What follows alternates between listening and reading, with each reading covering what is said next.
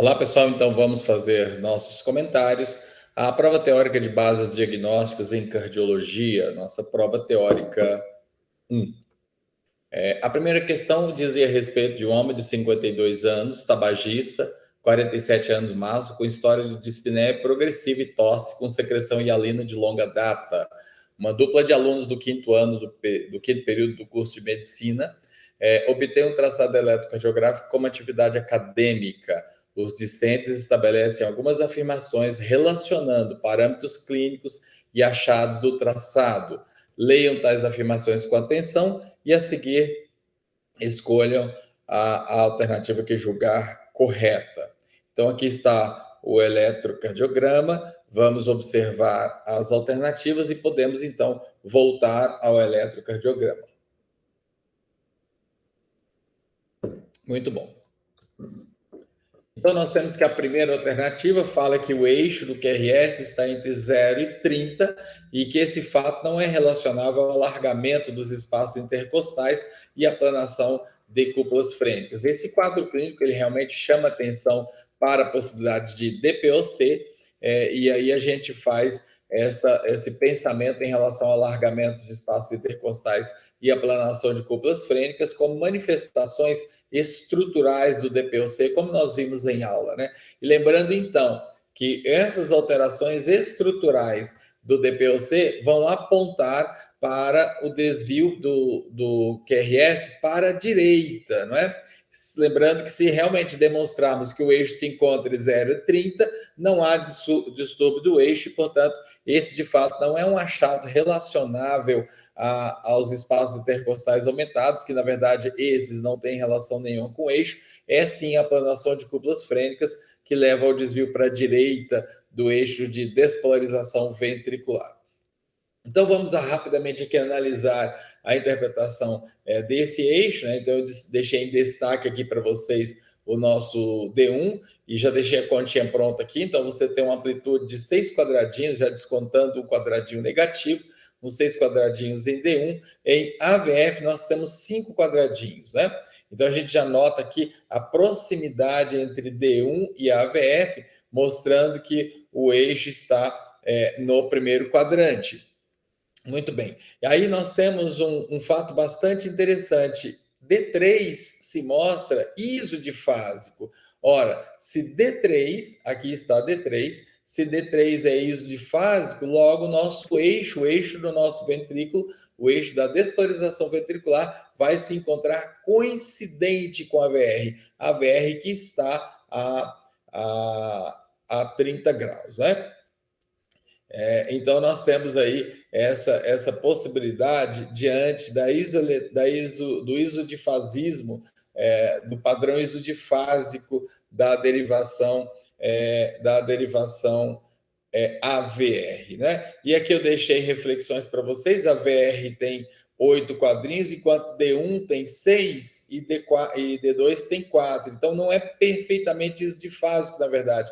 É algum espaço entre D1 e AVR, ou seja, ali um provável meio caminho entre eles, né, apontando o eixo em torno de 15. E isso nós decidimos, dada a proximidade em termos de numéricos entre D1 e AVF. Né? Então, é verdade falar que o eixo está entre 0 e 30, mais especificamente, então, entre 0 e 15. Muito bom. A gente vai então considerar essa assertiva como uma assertiva verdadeira. A assertiva B fala que o R de AVL maior que 4 milímetros é um achado compatível com corpo monale. Aqui, na verdade, existe um engano. A questão tenta nos enganar, né, de derivação. Não é AVL, é AVR. Quando R de AVR for maior que 4 milímetros, isso é um indicativo de crescimento ventricular direito, que pode sim fazer parte aí do complexo do corpo pulmonale. Portanto, é falso, não é AVL que se encontra com 4 milímetros aumentados. Na alternativa C, nós temos que o QRS em D3 é compatível com circunferência abdominal aumentada, né? Sendo o valor afirmado de 130 para homens, o normal é até 102, a referência é 102. E nós vamos ter que, a alteração que nós podemos encontrar relativa ao aumento do bojo abdominal é o desvio do eixo para a esquerda, né? O aumento do bojo abdominal vai tender a desviar o eixo para a esquerda, e não há qualquer relação entre a morfologia específica de D3, portanto, essa é uma afirmação falsa. A afirmação D diz que o índice de Morris de 80 milissegundos por milímetro é relacionável à hipertensão arterial não controlada. Realmente, Morris tem algumas aproximações. Morris está relacionado ao crescimento atrial esquerdo, mas também aponta para a possibilidade de crescimento ventricular esquerdo, alteração diastólica da parede ventricular esquerda e hipertensão arterial, já que é o principal mecanismo de crescimento ventricular esquerdo. Deixei aqui em destaque a onda P, e a gente pode facilmente perceber que a gente tem um quadrículo de amplitude, aqui eu vou mostrar para você um quadrículo de amplitude e 2 quadrículos de duração, quando a gente fala, então, em porção minus da onda P em V1, configurando, portanto, o índice de Morris. Essa, então, é a alternativa verdadeira. Na letra E, ele fala que o índice de Sokolov-Lyon para a ventrícula esquerda é de 36. Como é que eu obtenho isso? S de V1 mais R de V5 ou V6, o que for maior. Visivelmente não chegamos a isso, né? Então aqui eu destaquei para você, a nossa continha daria 20 milímetros, portanto eu espero em adultos 35 milímetros ou mais, portanto é um Sokolov negativo para crescimento ventricular esquerdo. Índice Sokolov-Lyon, portanto, para ventrículo esquerdo, não é 36 milímetros, e se fosse, não seria decorrente de DPOC, seria decorrente de uma alteração de ventrículo esquerdo. Nós sabemos que o DPOC, se alterar o ventrículo, fará em relação ao ventrículo direito. Portanto, para a alternativa A, nós temos que é verdadeiro, para a alternativa B, a afirmação B, falso, C, falso, D, verdadeiro e aí falsa. Então, nós vamos identificar, nós vamos apontar que a alternativa B é a combinação correta para a questão. A questão número 2 explora o índice de Home-Hilt-East, né, para um senhor de hipertenso de 62 anos, internado por dor precordial típica, provavelmente apontando aí para a ocorrência de uma doença coronariana. Há antecedentes de hipertensão arterial sem uso regular de hipotensor, além de dislipidemia e histórico familiar de doença coronariana. E aí o traçado é apresentado e somos interrogados acerca de Home-Hilt-East. Vamos lembrar, então, a composição da escorização de Home-Hilt-East, né, o encontro de voltagem de ROS no plano frontal acima de 20 milímetros e no plano horizontal ou precordial acima de 30 milímetros, vai me fazer apontar 3 pontos para a escorização.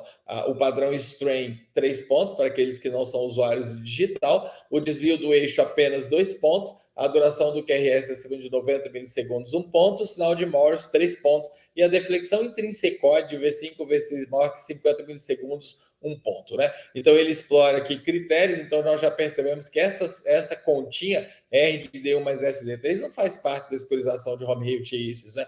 Isso aqui, na verdade, faz parte do índice de Sokolov. Portanto, esses achados, ainda que presentes, não pontuarão, não fazem parte da escorização de Home-Hilt-East.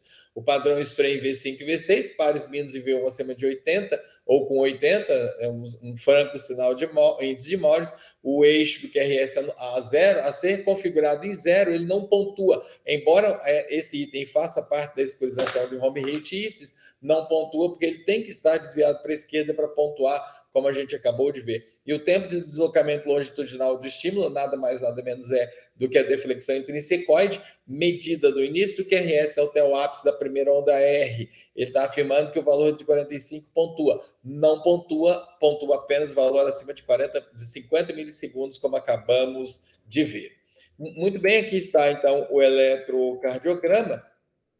E a gente, então, tem que não pontua os 2 primeiros itens por não fazer parte, o padrão strain que está presente. Nós vamos ver aqui em V5 e V6 um segmento ST achatado, aplanado, discretamente infradesnivelado, né, mas principalmente aplanado, com inversão de onda T, configurando aí o padrão de strain. Essa alteração, ela pontua 3 pontos. A pares minus em V1 realmente está presente, né? A gente observa que a onda P em V1 e vai configurar 3 pontos. O eixo realmente está a zero. Como é que a gente sabe disso? Considerando isso difásico, né?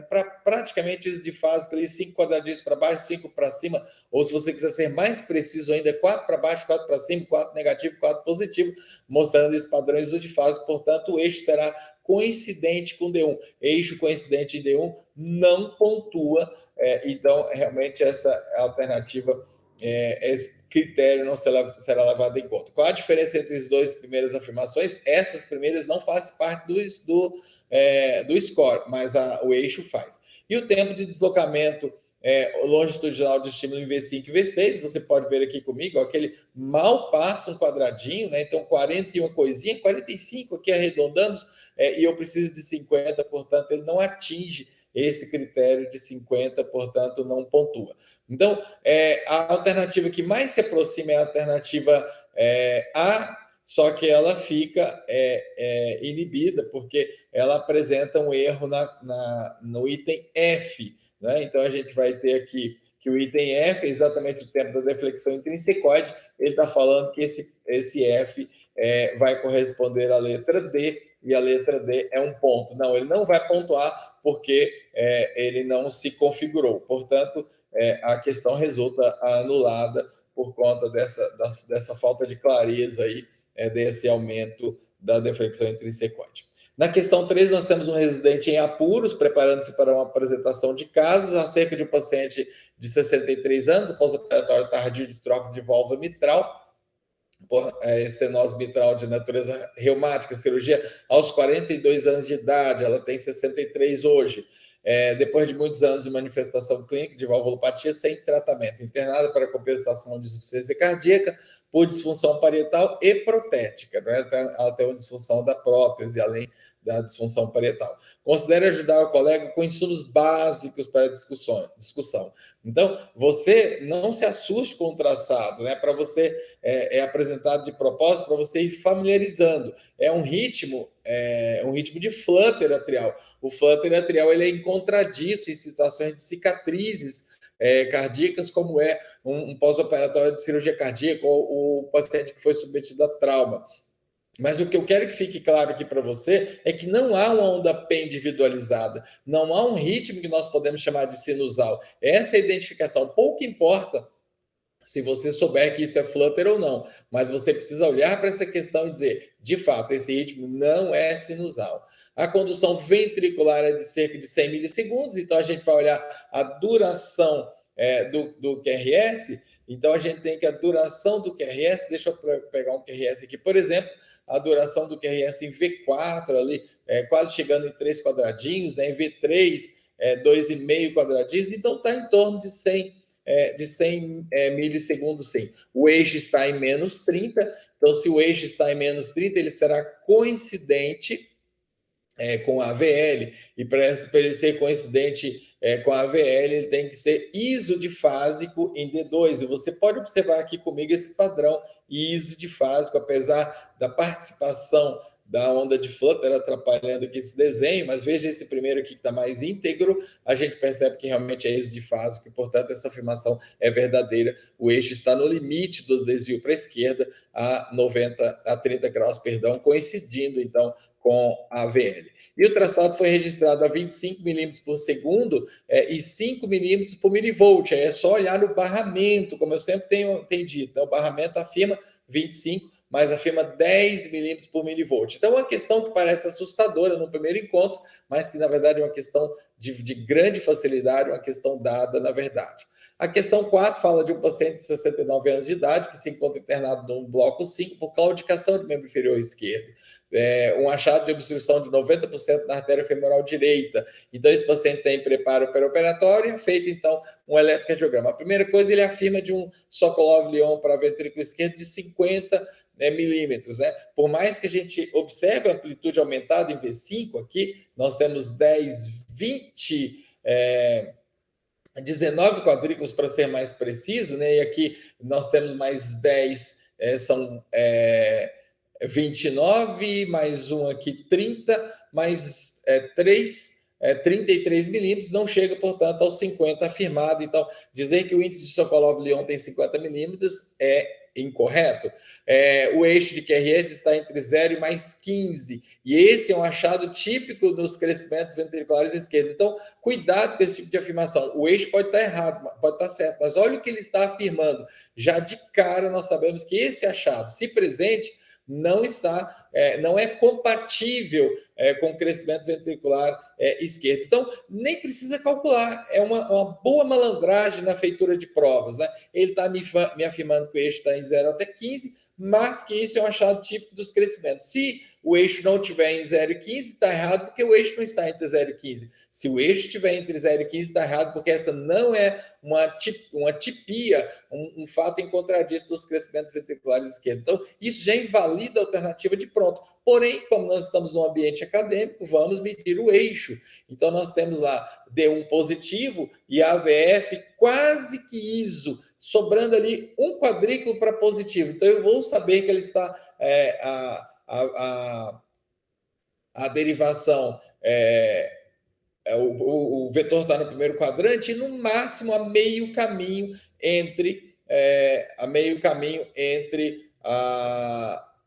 o D1 entre o D1 e a AVF, ou seja, há uma predileção aqui pela positividade de AVF, mostrando então que o eixo se encontra no primeiro quadrante e, portanto, essa alternativa não está atendida, né? Aqui a gente já tem o V1 para nos mostrar a questão do índice de Morris. E aí nós temos que as deflexões intrínsecoides é menor que 40 nas precordiais esquerdas. Ele fala, então, da deflexão intrínsecoide. E observe comigo que a deflexão intrínsecoide não ocupa, né? Se você pensar, como é que eu meço o início do QRS até o ápice da onda R, não chega a metade de um quadrículo. Então, não dá para dizer que a deflexão intrínsecoide é maior que 40. Portanto, realmente a deflexão intrínsecoide é menor que 40 milissegundos nas precordiais esquerdas. Então, o índice de Sokolov-Lyon não chega a 50 milímetros, nem mesmo é positivo. O eixo não é um achado típico dos crescimentos ventriculares esquerdos e Morris é negativo. A questão 5 fala de um senhor de 68 anos, internado por descompensação hiperglicêmica e hiperosmolar, que apresenta um quadro de agitação e desconforto precordial. Então, o eletro é feito, né? Sem entrar no âmbito do diagnóstico à luz do quadro clínico, só lembrando que a descompensação hiperosmolar aumenta o risco de infarto, né? Por aumentar a viscosidade sanguínea. No entanto, ele aponta artefatos e nos pergunta que artefatos são. Então, aqui o artefato número 1, ele está apontando um QRS de baixíssima amplitude e chama esse QRS de onda P. Aí, vamos imaginar, vamos admitir que eu ficasse com muita dúvida, será que é P mesmo? Será que o QRS não está presente por ser isoelétrico? Mas olha o que ele fala em seguida, a AVF não registra QRS nessas circunstâncias, ou seja, a VR não tem QRS em síndrome coronariana aguda. Isso não corresponde à verdade, né? Ainda que você ficasse em dúvida em relação à onda P, não ficaria diante dessa afirmação. Aí ele fala que o artefato número 2 é a onda P alargada com entalhe, denotando crescimento atrial esquerdo. Realmente, quando a onda P em D2 está alargada com entalhe, a gente tem um sinal de crescimento atrial esquerdo. Vamos ver, então, o que é o número 2. O número 2 é uma somação, né, gente? Isso aqui são dois eventos individualizados. Vamos ver aqui, ó, fora do contexto do ciclo, para ficar mais fácil. Isso é onda T e isso é onda P. Portanto, não posso falar que isso seja uma onda P alargada e com entalhe. São duas ondas próximas, onda T de Tatu e onda P de Paulo. O artefato número 3, ele fala com arritmia atrial bizarra, denotando o ritmo pré-fibrilatório, né? Aqui, na verdade, eu tenho um artefato relacionado a um problema de contato do eletrodo de V4. E como é que eu sei disso com tanta segurança? Porque nesse eletrocardiograma, V4, V5 e V6, assim como D1, D2, D3, AVR, AVL, AVL, V1, V2 e V3, são tomados, são fotografados no mesmo momento, de forma que esse QRS é refletido por esse QRS, ou melhor, é o registro do mesmo evento, né, sob óticas diferentes, ótica de cada derivação. Portanto, se isso aqui fosse um evento de arritmia, ele se repetiria nas demais derivações, e isso não acontece. Portanto, a gente vai ter que isso não é uma arritmia atrial bizarra. E depois ele fala que o número 4 é o registro de vetor de despolarização que se afasta do eletrodo exploratório, colocado no quarto espaço intercostal justo external esquerdo, ou seja, posição de V2. De fato é mesmo, né? Ele está mostrando aqui no número 4 a onda S, e a onda S significa que para aquela derivação o vetor de despolarização está se afastando em relação ao eletrodo exploratório, portanto, resulta como alternativa correta a alternativa D, artefato número 4, é o registro da onda S. A questão número 6 fala de homem hipertenso de longa data, internado por dispneia aos mínimos esforços, ortopneia e dispneia paroxística noturna. Quadro clínico típico de insuficiência cardíaca. A ausculta se observa na admissão ruído protodiastólico de baixa frequência, melhor audível na área mitral, em decúbito lateral esquerdo, que desaparece o ortostatismo. Descrição clássica de B3. Uma marca registrada da insuficiência cardíaca. O eletrocardiograma está disponível e, levando-se em conta os dados de história e análise do traçado, qual é a melhor resposta com a combinação das assertivas, né? Então, ele fala que o eixo de despolarização ventricular se encontra a 45. Aqui está o eletro, e nós vamos ver que a amplitude de D1 corresponde à amplitude de AVF, e, portanto, é verdade que o eixo se encontra a 45. Então, está aqui para você. Ambos somam 13 quadrículos e, portanto, o eixo está meio caminho entre D1 e AVF. Como AVF é negativo, então eu vou ter que ele está no eixo, no segundo quadrante, portanto, o eixo é negativo, desvio para a esquerda, o eixo a menos 45. Portanto, essa alternativa é verdadeira. Na mesma toada, ele fala que é possível relacionar o aparecimento do ruído escutatório, ou seja, de B3, com o giro anti-horário. Sim, sim. O ventrículo se dilata, entra em insuficiência cardíaca, e isso faz, então, o aparecimento da terceira bulha. De acordo com o critério voltaico ou de voltagem de Cornell, fala-se em crescimento ventricular esquerdo. Lembrando, então, que esse critério fala na soma de S de V3 mais R de AVL acima de 28 milímetros para homem e 20 para mulheres, né? Então, está aqui colocado, se você fizer a continha, dá 37, atendendo, portanto, esse critério. E ele fala que o R de AVL maior que 11 implica em crescimento ventricular direito, de acordo com o critério de Maurice-Sokolov. O critério de Maurice-Sokolov é um critério para ventrículo esquerdo, para crescimento ventricular esquerdo, não direito. Portanto, esse sinal, essa afirmação é falsa. Vou aproveitar aqui para mostrar para você que seguramente o R de AVL está acima de 11 milímetros. Eu espero que você não tenha errado essa questão. Está a 16 milímetros. Portanto, essa afirmação, por afirmar ventrículo direito, é falsa. A dispneia pode se relacionar ao achado da área negativa de onda P acima de 1 milímetro. Nós já falamos, e aqui nós temos um Morris com 2,5 milímetros com 2,5 milímetros de comprimento, de duração, e meio quadrinho, observe, meio quadrinho, portanto, 20 milímetros, milímetros, aqui está o contrário, perdão, o 2,5 é milissegundos, né? Então a gente vai ter que 2,5 vão ser 60 milissegundos, a conta está invertida com com o mesmo espírito, né? Então 2,5 milímetro na sua duração vai corresponder aí a um quadro de cerca de 100 milissegundos, ao passo que meio quadradinho, vou fazer isso por meio milímetro, então vai dar os mesmos 50 milissegundos por milímetro, configurando Morris. Portanto, essa alternativa é verdadeira. Assim, a gente vai ter que a alternativa correta é a letra B, porque é a que contém a alternativa incorreta, né? Lembrando que lá no exercício, ele nos pedia, deixa eu voltar lá, ele nos pedia qual a melhor combinação. Então, aqui nós temos que a combinação somente a 5 é verdade, a 4 está incorreta, somente a 1 é correta, a 3 é correta, então vai apontar realmente para a alternativa B para essa questão. Na questão número 7, nós temos um senhor de 49 anos, está no momento da alta hospitalar após a compensação de uma IC de natureza isquêmica e um eletro, então, é realizado, né? Então, pergunta-se acerca das manifestações do parâmetro tempo. O tempo de despolarização arterial é de cerca de 120 milissegundos. Lembrando que o tempo de despolarização arterial é o tempo de duração da onda P, né? Então, nós temos que aqui os 3 quadradinhos no horizontal vão apontar a duração da onda P. A partir do disparo sinusal, o estímulo leva 160 milissegundos para alcançar o nó ato-ventricular, ou seja, eu estou falando de intervalo PR, né? Eu estou falando então de 4 quadrinhos, eu estou apontando aqui D2 para você. Ele está falando que, em média, gasta-se 120 milissegundos para despolarizar os ventrículos. Então, ele está falando agora da duração do QRS. Ele tem também 3 quadrículos. E aí, finalmente, ele fala que em V5, a soma do tempo de sístole e diástole elétricas ventriculares é cerca de 680 milissegundos. Ele está falando do intervalo QT, que é a soma da sístole, QRS, mais diástole, onda T, integrando, então, o intervalo QT.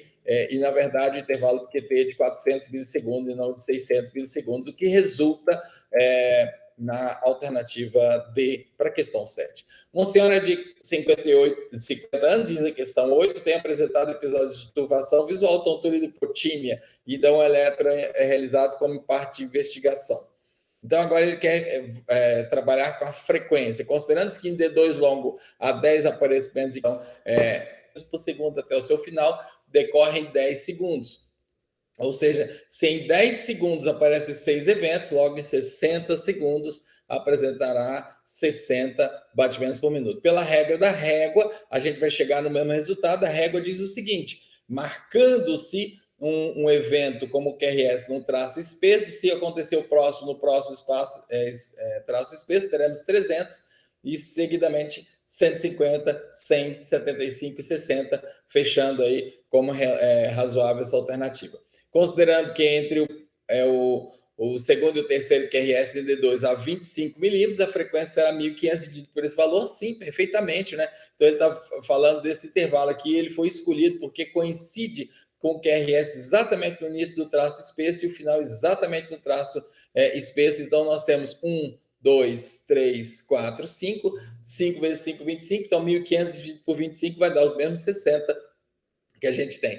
Aí depois ele faz uma afirmação totalmente esdrúxula, dizendo que há 40 quadrados grandes entre o primeiro e o último QRS do D2 longo, e isso dá uma frequência de 60. Não existe esse cálculo, né? Isso é descabido falar. Questão 9, uma senhora de 71 anos, é uma das questões mais fáceis da prova, tem seu eletrocardiograma exibido, nós não sabemos qual é o quadro clínico dela, e, na verdade, ele afirma se a calibração está em, se a velocidade está em 50, se cada quadrículo na horizontalidade vale 40, e se cada quadrículo na verticalidade vale 0,1. Então, aqui a gente já vê 25, né, para confirmar. Em 25, realmente, cada quadrículo vale 40. Eu tenho aqui a calibração em N, ou seja, 10 milímetros por milivolt. Nesse caso, cada quadrículo na verticalidade vale 0,1 milivolt, não é? Então, essas afirmações são corretas. E ele fala em calibração em N, já vimos que está correta. E nós vimos que a velocidade é em 25 e não em 50, portanto, a questão B é a questão incorreta. A questão 10 fala de um senhor de 90 anos com a Parkinson, e aí ele tem que o eletrocardiograma é exibido, e lembra-se que eventos de alta frequência podem corresponder a arritmias atriais, né? A fibrilação atrial é o grande exemplo. Então, ele pergunta a respeito desse padrão. E nós vamos lembrar que esse padrão é tipicamente um achado de artefato, né? Provavelmente decorrente ali de um baixo aterramento, algum problema assim. E aqui a gente percebe o sinal da moldura, ou seja, o desenho de uma amplitude não inibe esse tremor, né? A gente vai chamar isso de sinal da moldura. Muito bom, aqui em detalhes para que a gente possa observar. E o restante não corresponde à verdade. A questão 11 fala de uma mulher de 59 anos, internada para cateterismo, com histórico de infarto de parede inferior, né? Então, ele vai dizer que, nesses casos, a zona inativa desvia o eixo para a esquerda, realmente esse é o que a gente espera. Vamos ver, então, onde está o eixo dessa senhora. A gente tem que a VF tem levíssima preponderância da pares negativa, né? Então ele pode-se dizer que ele é quase isodifásico, então eu posso já afirmar que o eixo está quase coincidente com D1, levemente acima de D1, mas ainda dentro do normal, de forma que 0 a 15 me atende muito bem nesse quesito, e, portanto, não se observa esse efeito esperado desse desvio do eixo por conta da presença de ozônio inativa. A questão número 12 fala de uma senhora com diagnóstico de hipertensão arterial e que, como parte da investigação, um eletrocardiograma é feito, né? Discutindo sinais de crescimento de cavidade, fala-se que o aumento da onda P em D2 é indicativo de crescimento arterial, que o índice de Sokolov para crescimento ventricular esquerdo está positivo, ou seja, acima de 35 milímetros, que Morris está positivo, ou seja, igual ou acima de 40 milissegundos por milímetro, ou que nenhuma das anteriores é correta. E aí você pode ter dito, puxa, não tem resposta para essa questão, porque todas as alternativas estão corretas. Não, senhores, vocês deixaram de perceber que esse traçado foi registrado em 2N, e isso é uma advertência muito importante, né, pessoal? Portanto, nada disso está em contra disso, e a resposta correta é a letra D, nenhuma das anteriores está correta. O homem de 67 anos de idade está na enfermaria por exacerbação de DPOC. E a enfermagem chama atenção para uma frequência cardíaca de 45 batimentos por minuto. Então, o eletrocardiograma é feito e a discussão, então, é frequência cardíaca atrial e ventricular. De pronto, o ritmo é sinusal, para todo QRS corresponde para toda onda P corresponde o QRS e vice-versa. Então, obrigatoriamente, a frequência atrial é atrelada à frequência cardíaca, né? Isso me leva, então, às alternativas A ou D. Então, vamos contar aqui, já que ele está registrado em 25 milímetros por segundo. Vamos ver. 1, 2, 3, 4, 5, 6, 7, 8, 9, 10, 11. 11 corresponderia a 66 batimentos por minuto e aproxima dos 60 e não do 85. Portanto, a resposta correta é a letra A. Na questão 14, fala de um homem de 69 anos de idade e a nossa atenção é chamada para a apresentação da onda P em V1 e para que a gente não possa concluir, né? A onda P está normal, lembrar que o padrão encontradiço da onda P em V1 é do tipo plus-minus, ou seja, a porção positiva seguida de uma porção negativa. Quando eu tenho aumento da porção positiva, acima de 60 milissegundos por milímetro, eu falo em crescimento atrial direito, e quando eu tenho aumento da pares negativa, acima de 40 milissegundos por milímetro, eu falo em sinal de Morris positivo, que corresponde ao cálculo original do Dr. Morris, feito em 1964, apontando, então, como sinal importante de crescimento atrial esquerdo. E aqui nós já dissemos que esse sinal ele pode ser desdobrado para a possibilidade de crescimento ventricular esquerdo, para alteração parietal diastólica e até mesmo para a ocorrência de hipertensão arterial. Então, a onda P está normal, e aí a gente vai ver que a onda P não é normal, ela é essencialmente positiva em V1, eu ponho então ela em destaque aqui para você, que há um aumento da pares plus da onda, né? Principalmente aqui nessa segunda pegada, que a gente deixa um aumento bastante importante. Então, essa é patológica, é errada essa afirmação, ela não é essencialmente positiva ou habitualmente positiva em V1. Fala que a onda P é patológica, até aqui estamos juntos, né? Pois em V1 deve ser do tipo minus plus. Não, ela não é patológica por isso, ela é patológica porque ela tem um aumento da pares plus, e ela deverá ser sempre plus minus, nunca invertendo essa ordem. O aumento da pares positiva, nesse caso, indica crescimento atrial esquerdo. Aqui é o erro da questão, gente. Foi um erro, infelizmente, de grafia. A ideia era que registrar direito, como a que a gente acabou de dizer, né? E essa apresentação pode indicar erro da topografia do eletrodo. Eu consigo realmente uma modificação morfológica da onda P em V1 a partir da topografia errônea da derivação V1. Quanto mais eu elevar a derivação V1, mais eu vou produzir um falso Morris e vou aprofundar a onda S do QRS em V1. Ao passo que o contrário também será verdade. Quanto mais eu inferiorizar a localização de V1, mais eu vou reduzir a amplitude da onda S do QRS, mais eu vou reduzir também a negatividade da pares menos, chegando a um extremo de até positivar a pares inicial positiva, não é? Então, isso é verdade. A apresentação pode indicar, mas não nesse caso. Nesse caso, não indica erro de eletrodo. Portanto, essa questão resultou em corrigida, já que a palavra esquerda aí está errada, né? Está equivocada. Um homem de 67 anos de idade está sendo avaliado por um residente acerca da apresentação do QRS em AVL. E aí ele pergunta qual é a causa do AVL estar de tão baixa amplitude como você pode perceber aqui, né? Aqui está então o QRS, todos os elementos em AVL têm baixa apresentação em termos de amplitude, e aqui a gente tem praticamente uma apresentação ISO de fase, que isso me leva a pensar que essa alteração então é decorrente ao posicionamento do vetor da disponibilização de QRS coincidente com D2, portanto ISO de fase em AVL. A questão 16 fala de um homem de 47 anos de idade fazendo ECG por insuficiência cardíaca, né? Há uma suspeita de crescimento ventricular esquerdo. E, de novo, ele nos manda olhar a VL. E aí a gente vai ver a VL e vamos ver que a VL tem 10 quadrículos. Perdão, gente, eu olhei a VF, perdão. A VL tem apenas 2 quadrículos, que susto levei agora. A VL tem apenas 2 quadrículos, portanto, não configura evidência do ponto de vista dessa derivação de crescimento ventricular esquerdo. Questão 17, um paciente de 80 anos, portador de Parkinson, avaliada e com eletroexibido, né? E aí, novamente, a gente volta-se às alterações por artefato, né, gente? Aqui eu tenho onda de base oscilante, eu tenho artefato ali por perda de contato, por problema de aterramento. Essa aqui é uma alteração mais grosseira, que foi exclusiva de V3, provavelmente uma alteração ali de colocação de eletrodo da derivação V3. Provavelmente é uma soltura desse eletrodo, né? Lembrar, então, que os artefatos de traçado eles são positivos para o sinal de moldura, são acidentais, são polimórficos, são bizarros, são monoderivados, acabamos de mostrar só ocorrendo em V3, e não são reprodutíveis, né? Se você fizer o eletro de novo buscando repetir esse padrão, você não vai conseguir. Portanto, o que a gente não pode dizer é que isso seja uma arritmia complexa. A interferência por falta de aterramento, tremor muscular, eletrodo reutilizado, portanto, com mau contato, né? Que coisa inadequada, mas pode ser, sim, causas desse padrão.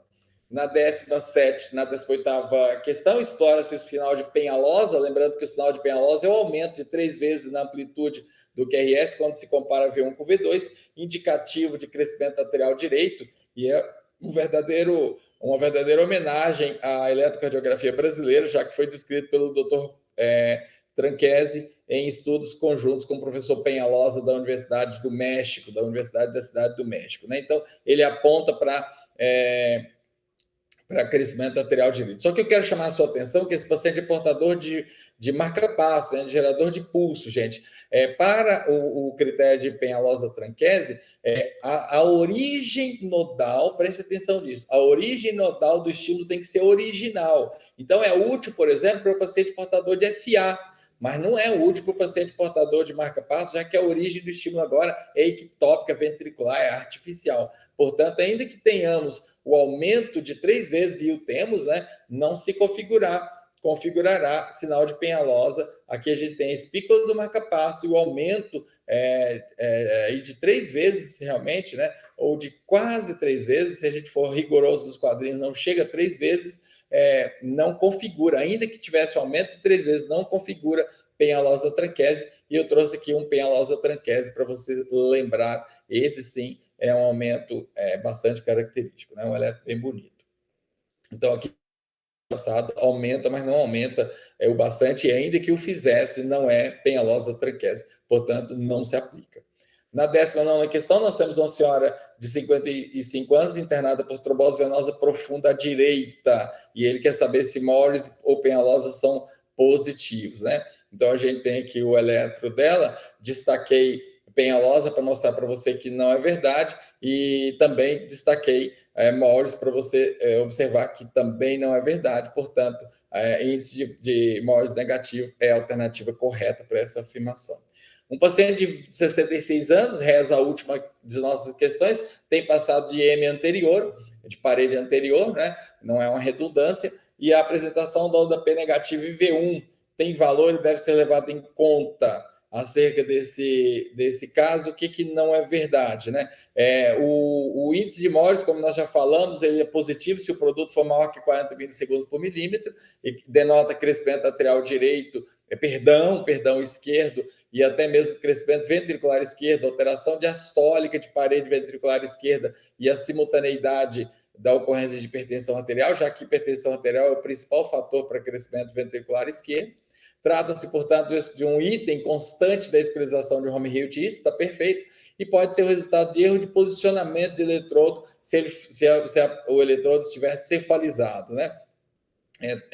Mas não se relaciona primariamente ao acometimento do ventrículo direito, absolutamente, né? E por que primariamente? Porque secundariamente, sim, porque nós sabemos que a principal causa de insuficiência ventricular direita é a insuficiência ventricular esquerda, né? Então alguém podia argumentar nesse sentido, mas aqui nós estamos falando de acometimento primário.